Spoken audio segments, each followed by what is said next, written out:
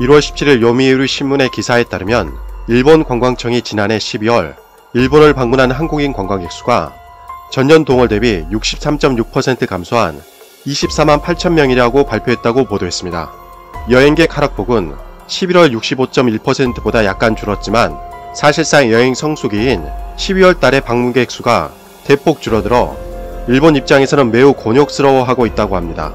2019년 전체 기간을 확인해보면 일본을 방문한 한국 관광객은 25.9%나 줄어든 558만 4,600명으로 확인되었습니다.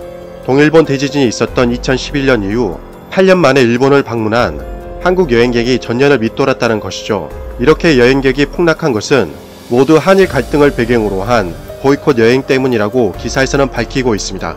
하지만 일본에서 개최한 럭비 월드컵 영향 때문에 한국을 제외한 주요 16개국은 사상 최고치를 기록해 방일 여행객은 전년 대비 2.2% 증가한 3,188만 2,100명으로 7년 연속 사상 최고치를 경신했다고 밝혔습니다.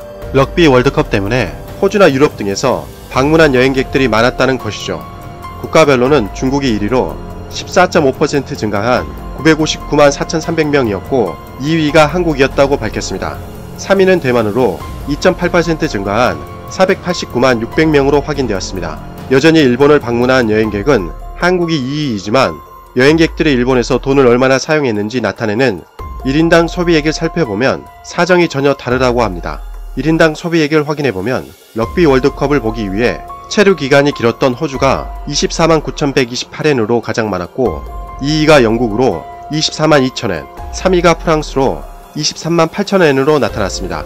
반면에 한국이 7만 5,454엔으로 가장 소비액이 적어 일본에서 돈을 거의 쓰지 않은 것으로 확인되었습니다. 1인당 소비액이 한국이 꼴찌라는 것은 일본을 방문한 한국인들도 최대한 불매운동에 동참하고 있는 듯한 모습으로 보입니다.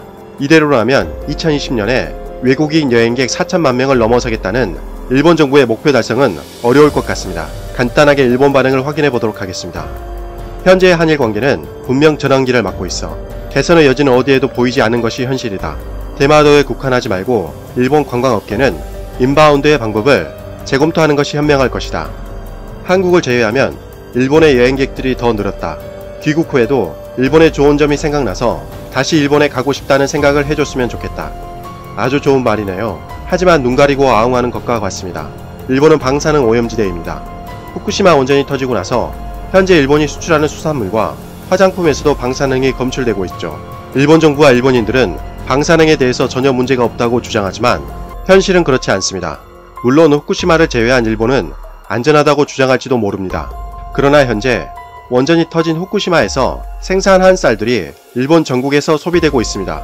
특히 일본 식당과 편의점에서 일본산이라는 원산지만 붙어 팔리고 있죠. 외국인들은 일본을 잘 모르고 있기에 아무런 꺼리낌 없이 음식을 먹고 있지만 만약 이 사실을 알게 된다면 여행객들은 일본 정부와 일본인들의 무책임한 태도에 분노를 표할 것이 분명합니다. 이런 상황인데도 귀국 후에 일본의 좋은 점만 생각날까요?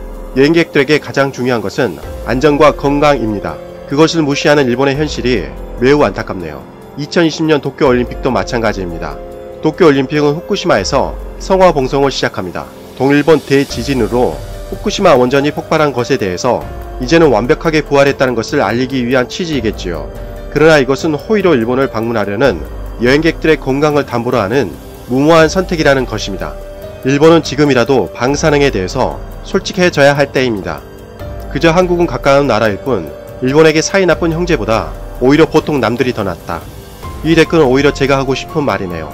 일본이야말로 한국에 온갖 나쁜 짓을 많이 했습니다.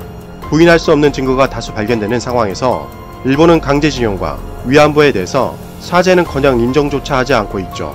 최근에는 수출 규제까지 감행해서 불매운동이 전국적으로 일어났습니다. 그런데 가해국 일본이 마치 피해를 입은 듯한 생각을 하고 있네요.